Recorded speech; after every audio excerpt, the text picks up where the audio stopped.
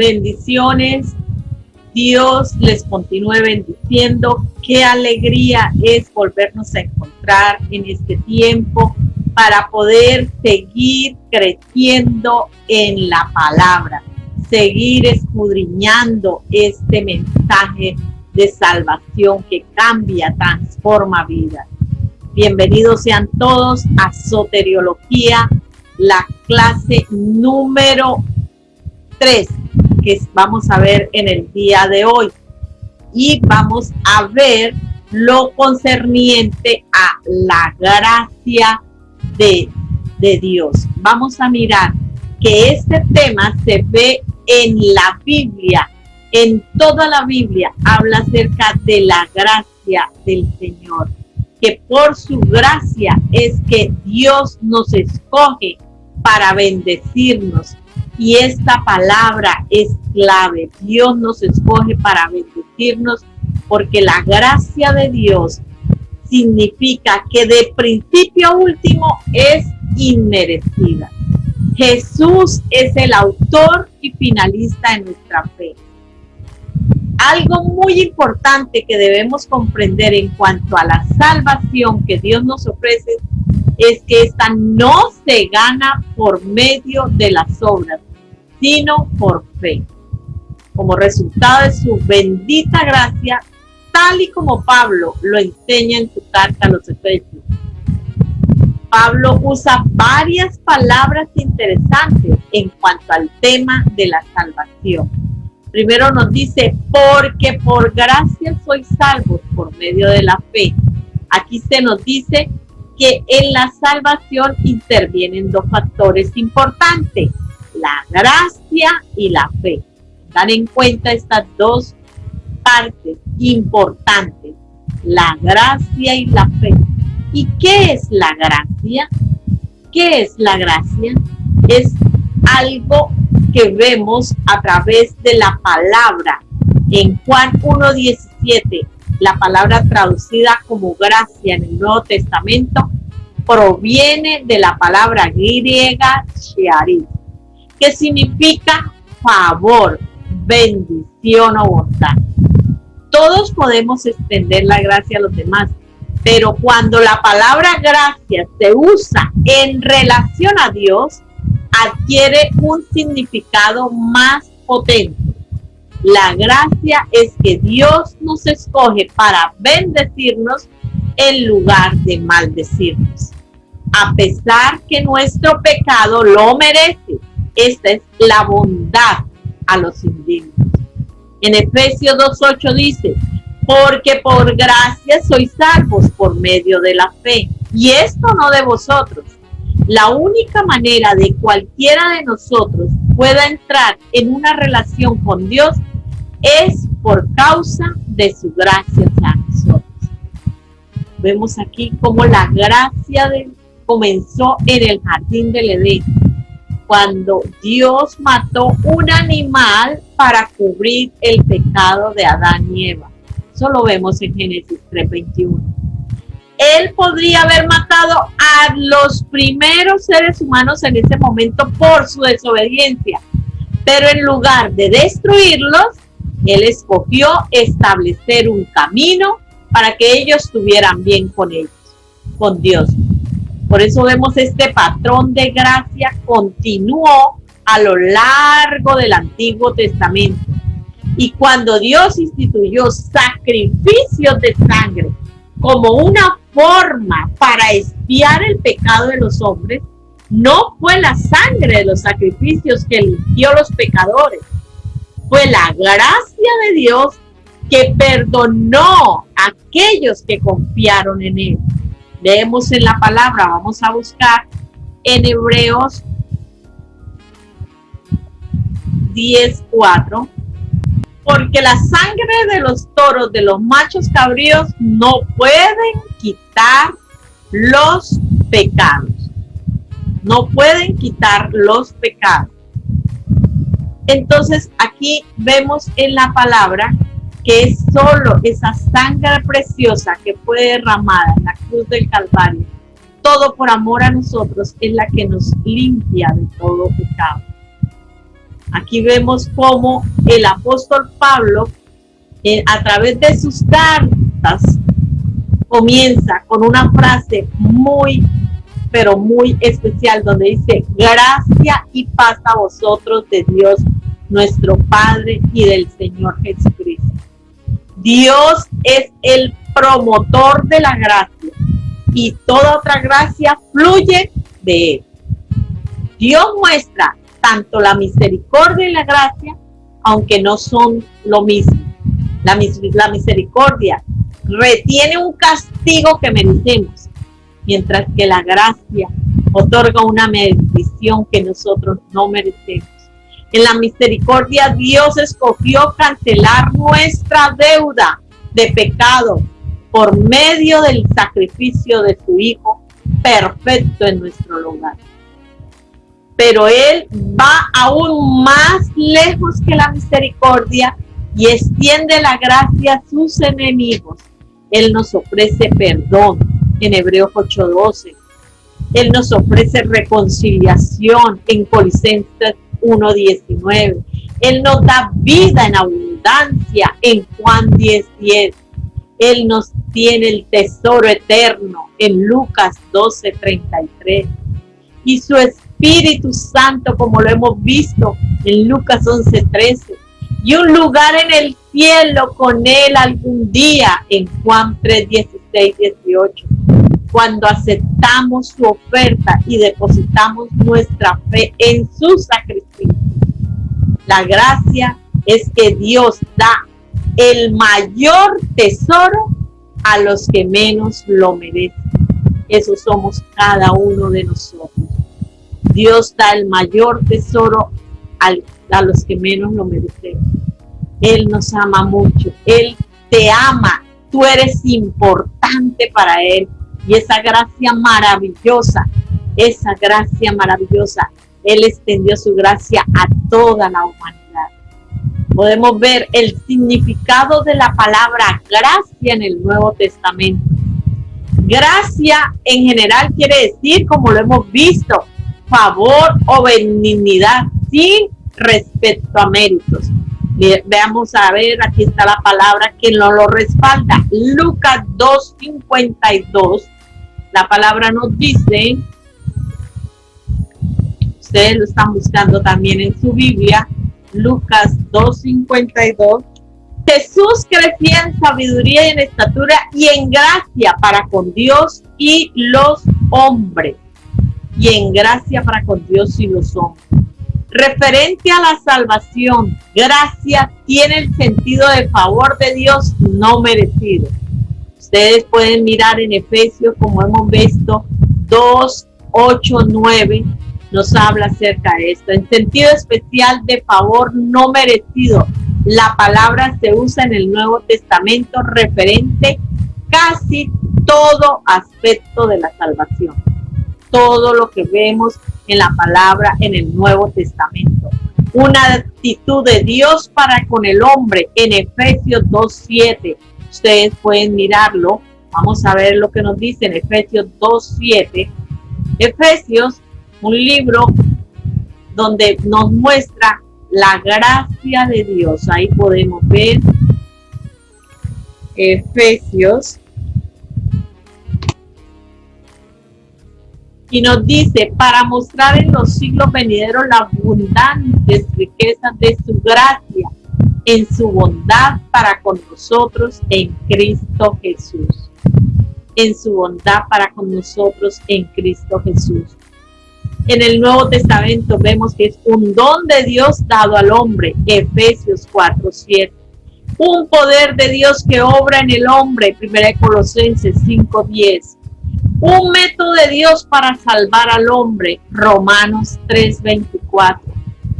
Aquí vemos cómo el significado de la palabra gracia lo podemos ver en el Nuevo Testamento a través de todos estos textos bíblicos, porque cada palabra va respaldada.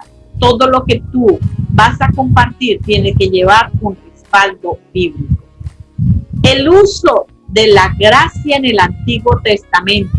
Vamos a ver, 3 son los términos que el hebreo del Antiguo Testamento emplea para expresar el concepto de gracia. Y vamos a ver uno de ellos, es yen, del verbo hanan, que significa mostrarse misericordioso, amable, generoso, propenso a dispensar favores. Gen, pues significa gracia, en el sentido de favor hecho por benevolencia. Este es el significado que tiene, por ejemplo, en Génesis 6:8. Pero Noé halló gracia ante los ojos de Jehová. Gesed, otro término en el Antiguo Testamento. Vamos tomando apuntes, son partes fundamentales. Gesed, esta palabra significa gracia, en sentido de caridad, benignidad, misericordia. En cierto sentido, corresponde de cerca a la idea nuevo testamentario de gracia, en sus aspectos conectados con la redención. Así la encontramos en Éxodo 26. Y hago misericordia a millares. Ustedes pueden leerlo ahí. O sea, cada palabra que es el uso de la gracia en el Antiguo Testamento. En Gesed y Ratzon, que significa contentamiento, aceptación, buena voluntad. Así lo encontramos en Isaías 60:10. También en las versiones hebreas, en Lucas 2:14 y Filipenses 2:13, en que corresponde al griego Eudokia. El Nuevo Testamento usa siempre el término charis para referirse a la gracia. Entonces hemos visto en el Nuevo Testamento y en el Antiguo Testamento. La fuente y el mediador de la gracia. La Biblia dice que la gracia es de Dios y es atribuida a cada persona de la Trinidad. Y esto lo vemos en la palabra donde dice en Primera de Pedro 5:10. Vamos a buscarlo. Primera de Pedro 5:10. La gracia que nos llama a su gloria eterna en Jesucristo, después que hayáis padecido un poco de tiempo, Él mismo os perfeccione, afirme, fortalezca y establezca. Él mismo os perfeccione, afirme, fortalezca y establezca. Dios Padre, Dios Hijo, Dios Espíritu Santo. La gracia es dada al mundo solamente por el Hijo Jesucristo. Juan 1:14, 16, 17. Vemos como la obra de la gracia recobra para el hombre todo lo que fue perdido y mucho más. Es la gracia que trae toda la bendición de la salvación. Por eso lo hemos visto en el orden de la salvación, cómo va la elección, la vocación, el evangelio, la fe, la salvación, la justificación, la posición, la vida eterna, el perdón, el consuelo y la esperanza, el poder espiritual, el triunfo del cristiano, el ministerio cristiano, el servicio aceptable, la espera de crecimiento espiritual, todo lo que somos y hacemos, todo. Y vemos los aspectos dispensacionales de la gracia. Como hemos venido viendo en el pasado, presente y futuro, está actuando y así será siempre la salvación. En cuanto al pasado, la gracia nunca ha estado completamente ausente del procedimiento de Dios con los pecadores. Se ve en todo el sistema sacrificial del Antiguo Testamento. En Éxodo 20, 24, 26 lo pueden ver. Y en cuanto al futuro, la gracia nunca estará del procedimiento de Dios con los hombres, porque siempre estará ahí. Dice que sin la gracia de Dios. Ningún pecador fue ni será salvo sin la gracia de Dios. En un sentido especial, la gracia pertenece a la edad actual que empezó con la primera venida de nuestro Señor Jesucristo. Juan 1:17. Esta edad es única con respecto a la gracia. Lo podemos ver en 2 de Corintios 5:19. Vamos a mirar ciertas actitudes erróneas en cuanto a la gracia. Pongan mucho cuidado, vamos a tomar nota. Rechazar la gracia en Hebreos 10, 26, 29. Vamos a mirar Hebreos 10, 26, 29. Actitudes erróneas. Si pecáramos voluntariamente después de haber recibido el conocimiento de la verdad, ya no queda más sacrificio por los pecados, sino una horrenda expectación de juicio y de hervor de fuego que ha de devorar a los adversarios. El que viola la ley de Moisés por testimonio de 2 o 3 testigos muere irremisiblemente. ¿Cuánto mayor castigo pensáis que merecerá el que pisoteare al Hijo de Dios y tuviere por inmunda la sangre del pacto en la cual fue santificado e hiciere afrenta al Espíritu de gracia? Wow, la palabra nos muestra actitudes erróneas en cuanto a la gracia. Sustituir la ley por la gracia. Vamos a ver en Gálatas 5, 2, 4. Gálatas 5. He aquí yo, Pablo, os digo que si os circuncidáis, de nada os aprovechará Cristo. Y otra vez testifico a todo hombre que se circuncida, que está obligado a guardar toda la ley. De Cristo os desligasteis, los que por la ley os justificáis, de la gracia habéis caído.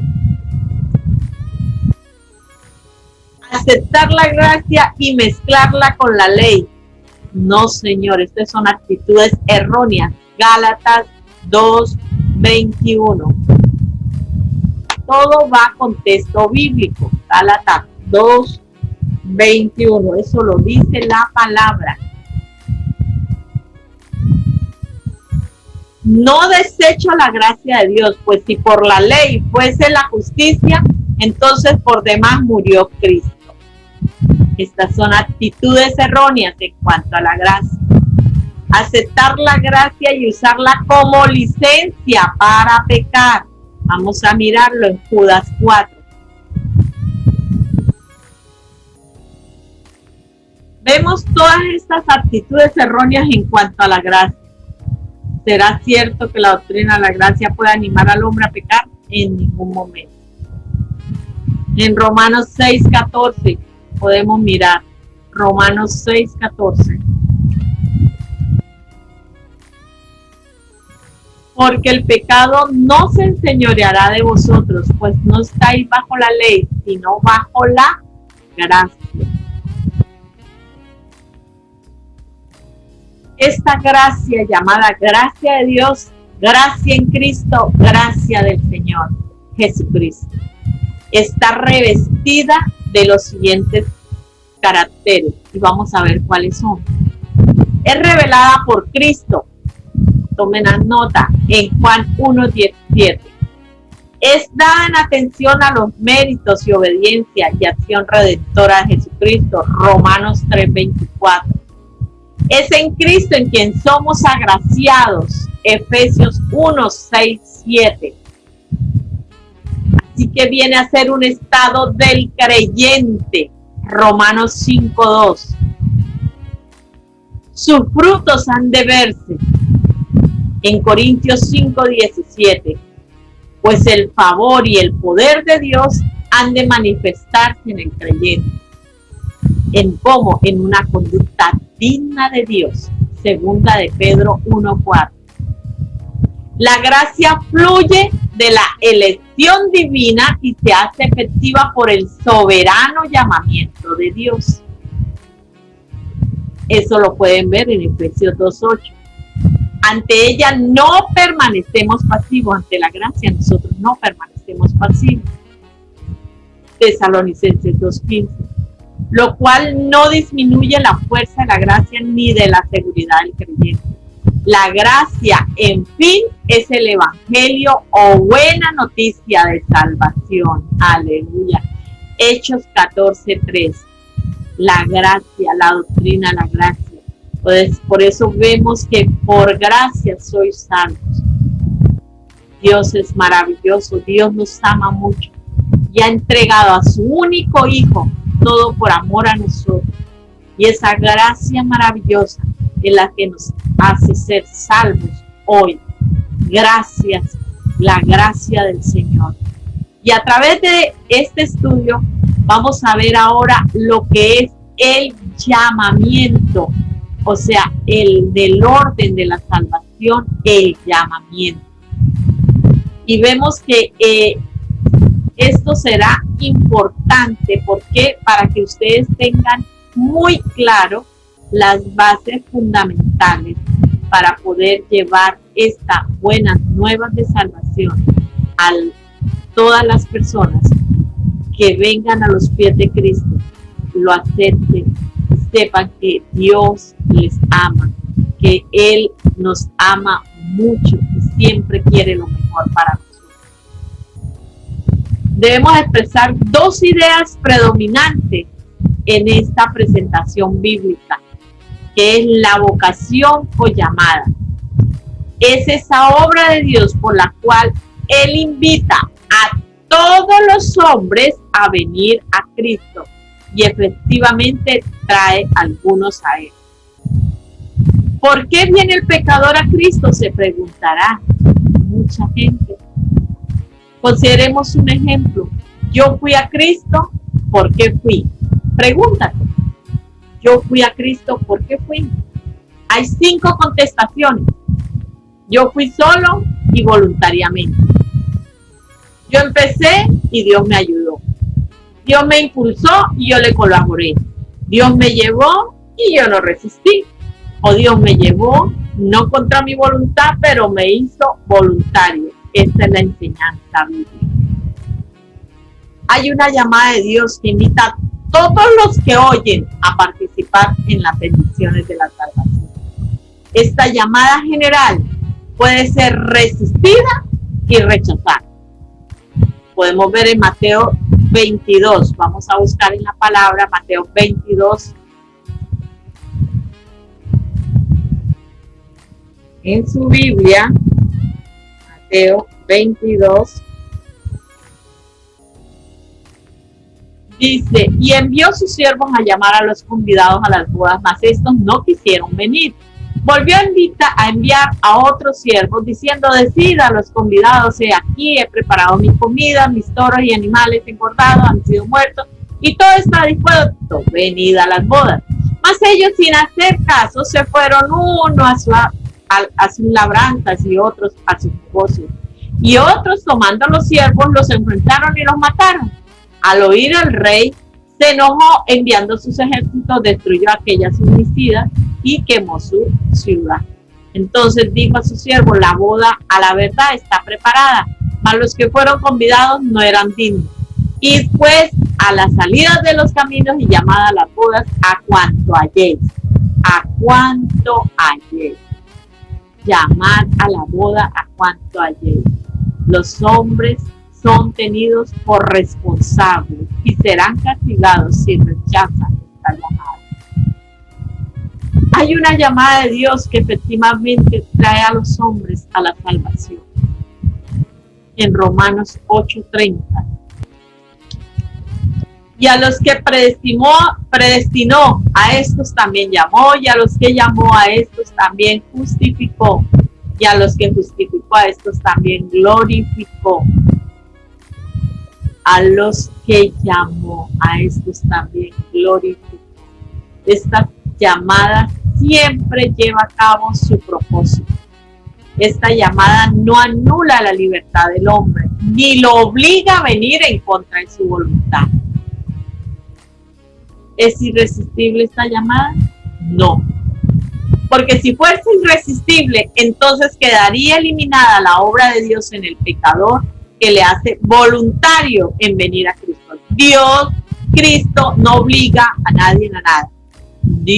Cada persona toma la decisión. La razón de esta llamada es el propósito eterno de Dios para con nosotros en Cristo y no las obras nuestras. Por eso lo vemos en segunda de Tito 1:9, segunda de Timoteo, 1:9. Esta llamada de Dios es segura en cuanto a su resultado final. Romanos 8:29-30. Pero la certidumbre de su consecuencia no anula la responsabilidad personal de los llamados. No anula. El Señor no quiere que nadie se pierda, Él quiere que todos sean salvos, pero Él no obliga a nadie a nada. Y la persona, el ser humano, es el responsable de tomar la decisión, porque Él no obliga a nadie a nada. Los medios usados por Dios para llamar a los hombres a la salvación. ¿Cuáles son los medios usados? El Evangelio de Cristo. Este es el instrumento. Segunda de Tesalonicenses 2:14, que nos dice: a lo cual os llamo mediante nuestro Evangelio para alcanzar la gloria de nuestro Señor Jesucristo. La obra del Espíritu Santo, como hemos visto en clase anteriores, el Espíritu Santo, Él es el agente que utiliza el instrumento. Él es el que el Señor dijo: yo me iré, pero mandaré un consolador para que estéis con nosotros todos los días hasta el fin de los tiempos. Él es el que nos consuela, Él es el que nos exhorta, Él es quien nos guía, como lo vimos anteriormente en la clase pasada. La naturaleza de la vocación o llamada de Dios es indicada por 3 expresiones. Vamos a ver cuáles son esas 3 expresiones. Es una vocación celestial, en Hebreos 3:1. Es una soberana vocación en cuanto a sus bendiciones, Filipenses 3:14. Llama al pecador del poder de la ley. Lo llama a ser una posesión de Cristo. Lo llama a la paz de Cristo. Lo llama a la comunión con Cristo. Lo llama al reino y a la gloria de Dios. Es una vocación santa en cuanto a sus responsabilidades. Segunda de Timoteo 1:9. Llama al pecador al arrepentimiento. Lo llama a ser santo. Lo llama a la luz maravillosa de Dios. Lo llama a la santidad. Lo llama a andar digno de su vocación. Lo llama a seguir el ejemplo de Cristo. Por eso vemos que aquí el llamado, el Señor lo hace. Él toca la puerta. Si tú le abres, Él entra, viene contigo. Tú eres quien toma la decisión. Eso que estás aprendiendo, llevarlo a todas las personas que no conocen del Señor, para que lo acepten, para que se enamoren, para que se apasionen por Él. Ese es el gran mandato que tenemos tú y yo. Una ilustración bíblica la podemos ver en Mateo 22:2-14, donde vimos que el rey envió a sus siervos a llamar, y esto demuestra la llamada general, la invitación del evangelio. Los llamados, ¿qué hicieron? Rechazaron, como lo vimos, y fueron castigados. Esto demuestra la responsabilidad humana. Los siervos llamaron y juntaron a otros. Esto demuestra la llamada efectiva. O sea, aquí lo vemos en esta ilustración bíblica, Mateo 22:2-14, lo referente al llamado. Seguimos en este recorrer de la soteriología, de seguir estudiando este tema de la doctrina de la salvación en cuanto al arrepentimiento.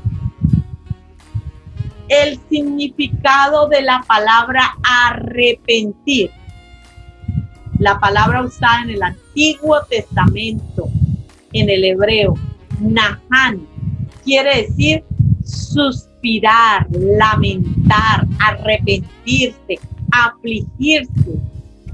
Nahan está traducida por la palabra arrepentir en 40 casos, casi siempre con referencia a Dios. Esta palabra evidentemente, ¿qué describe? Describe el elemento emocional en el acto de arrepentirse y se evidencia en tristeza. Las palabras en el Nuevo Testamento, en el griego, metamelomai, quiere decir preocuparse o sentir remordimiento. Esta palabra describe el elemento emocional en el acto de arrepentirse. El elemento emocional está siempre presente en el verdadero arrepentimiento, pero en sí solo no es el verdadero arrepentimiento. La metanoia quiere decir cambiar el modo de pensar. Esta palabra representa un cambio que se efectúa en la misma mente y describe la parte relacionada con la voluntad. Esto es el verdadero arrepentimiento. Y en el Nuevo Testamento ocurren dos casos distintos. Vamos a ver.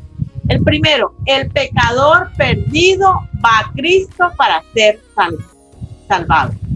En Hechos 3:19. Vamos a mirar la palabra Hechos 3:19. Hechos 3.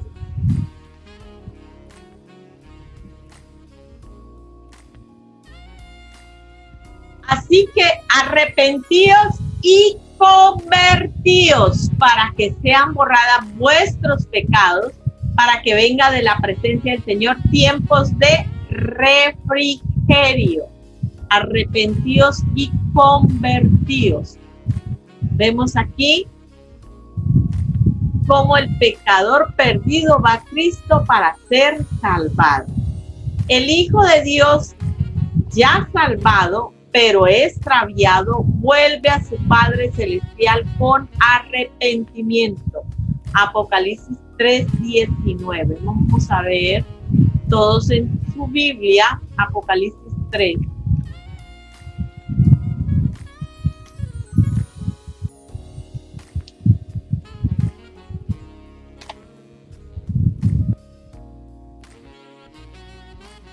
Yo reprendo y castigo a todos los que amo. Sé pues celoso y arrepientan.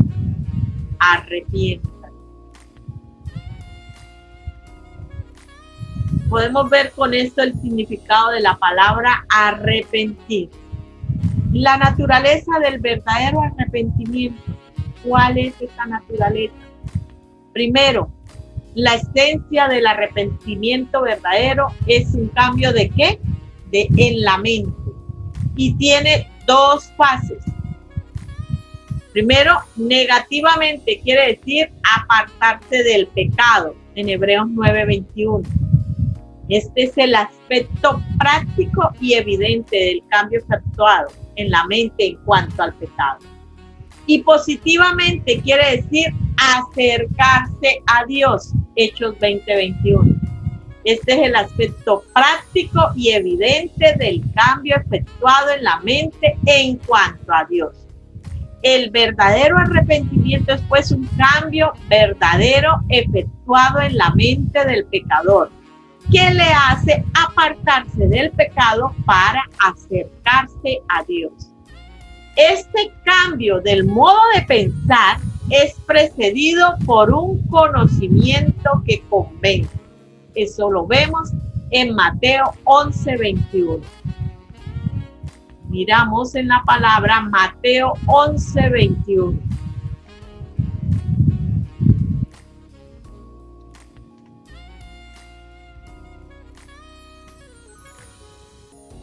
Ay de ti, Corazín, ay de ti, Betsaida, porque si en Tiro y en Sidón se hubieran hecho los milagros que han sido hechos en vosotros, tiempo ha que se hubiera arrepentido en Cilicio y en Ceniza. ¡Wow! La palabra es clave cuando nos muestra. El conocimiento no produce siempre el arrepentimiento, pero cuando hay verdadero arrepentimiento es debido al conocimiento de ciertas cosas al respecto.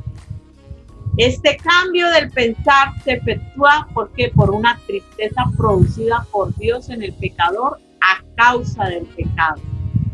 Esta tristeza no es meramente un sentimiento, ni un remordimiento, ni una vergüenza o temor, es algo más profundo. Este arrepentimiento produce un cambio genuino en la vida, evidenciado por abandonar el pecado y hacer el bien. El conocimiento, la tristeza y el cambio de vida están presentes en el arrepentimiento, sin faltar ni uno ni otro. Eso lo podemos ver allá en 2 de Corintios 7, 8, 11. El arrepentimiento es presentado en la Biblia como un acto del hombre y también como el don y obra de Dios. El arrepentimiento es un acto del hombre efectuado bajo la influencia y por el poder de Dios. Entonces, con esto podemos ver la naturaleza del verdadero arrepentimiento. Primero, la esencia.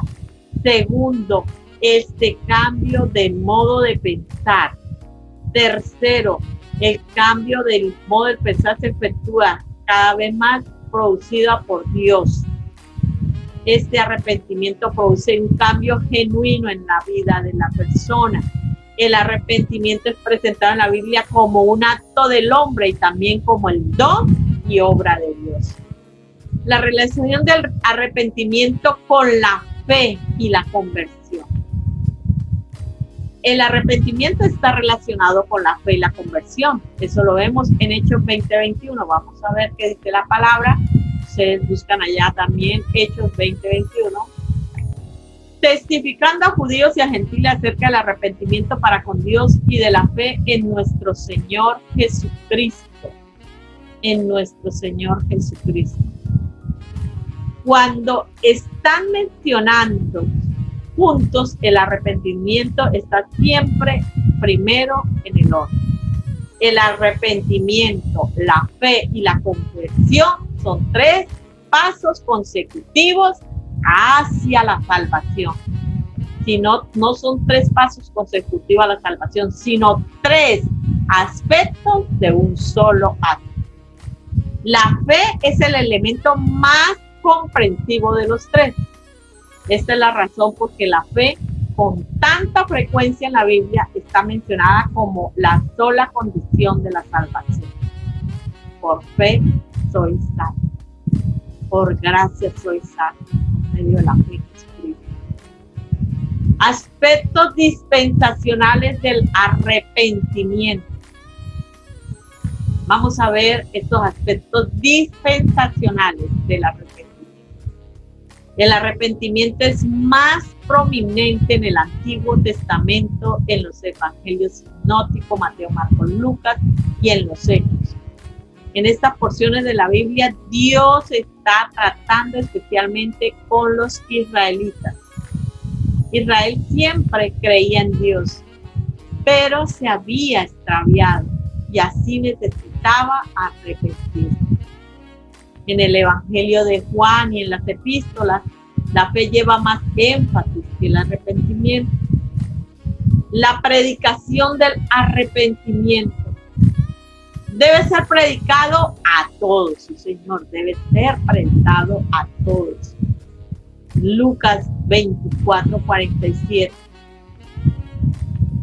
Motivos a tener en cuenta al predicar el arrepentimiento. Vamos a ver cuáles son los motivos que se deben tener en cuenta para predicar acerca del arrepentimiento. Primero, la oferta de las bendiciones de la salvación en Lucas 3:3, Hechos 2:38.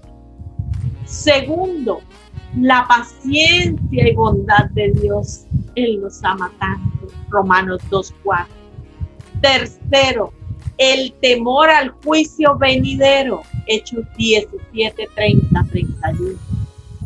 Cuarto, la corrección providencial de Dios. Apocalipsis 3:19.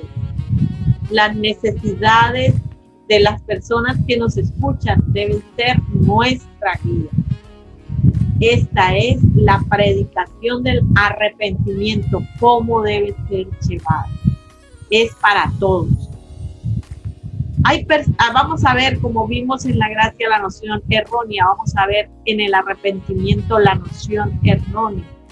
La noción de la Iglesia Católica tiene 3 elementos: contrición o tristeza, confesión, satisfacción o penitencia. La Iglesia romana ha confundido el arrepentimiento con el resultado del arrepentimiento o con lo que el arrepentimiento debe producir. Uno puede hacer las 3 cosas de arriba mencionadas y nunca arrepentirse realmente. En Hebreos 12:17 lo pueden ustedes ver. Resultados del arrepentimiento. ¿Qué pasa cuando una persona se arrepiente? ¿Qué dice la palabra? Dice que el cielo se regocija primeramente. Lucas 15:7 al 10. Vamos a ver qué dice. Lucas 15 del 7 al 10. Dice que hay fiesta en los cielos. Dice, os digo que si habrá más gozo en el cielo por un pecador que se arrepiente que por 99 justos que no necesitan de arrepentimiento. ¿O qué mujer que tiene 10 dracmas, si pierde una dracma, no enciende la lámpara y barre la casa y busca con diligencia hasta encontrarla? Y cuando la encuentra, reúne a sus amigas y vecinos diciendo, gozaos conmigo porque he encontrado la dracma que había perdido. Así os digo que hay gozo delante de los ángeles de Dios por un pecador que se arrepiente. Hay gozo en los cielos. Ese es el resultado del arrepentimiento. Primero, el cielo se regocija. Segundo, el hombre queda libre de pecado. Isaías 55:7. Isaías 55:7. Deje el impío su camino y el hombre inicuo sus pensamientos, y vuélvase al Jehová, el cual tendrá de él misericordia, y al Dios nuestro, el cual será amplio en perdonar. El hombre queda libre de pecado. Entonces, el resultado del arrepentimiento: primero, el cielo se regocija. Lucas 15:7 al 10. Segundo, el hombre queda libre de pecado. Isaías 55:7. Tercero, Dios envía tiempos de bendición. Proverbios 1:23. Vamos a ver la palabra, lo que nos dice. Proverbios. Volveos a mi reprensión. He aquí yo derramaré mi espíritu sobre vosotros y os haré saber mis palabras. Y en Hechos 3:19 también lo puedes ver, y en Juan 10:10. Estos son los resultados del arrepentimiento. El cielo se regocija, el hombre queda libre de pecado y Dios envía tiempos de bendición. Gloria a Dios. Qué hermoso es saber que el Señor nos ama, que Él cuida de cada uno, que Él quiere que todos lleguen a Él, que lo acepten. Él no quiere que nadie se pierda, Él quiere que todos, la humanidad, sea salva. Pero todo depende del ser humano. Cada uno toma la decisión. Cuando tú vienes arrepentido ante el Señor te coge en sus brazos y te arrulla y te dice, hijo, hija mía eres tú. Gracias le damos al Señor por este tiempo que hemos compartido, que hemos aprendido, que hemos estudiado, que hemos escudriñado su palabra, que cada palabra ha sido con el respaldo bíblico. Dios les bendiga, les amo en el amor del Señor y nos veremos en la próxima clase. Tengan todo muy bien anotado porque después se subirá cada quiz de lo que hemos estado aprendiendo. Dios me los bendiga, les amo en el amor del Señor.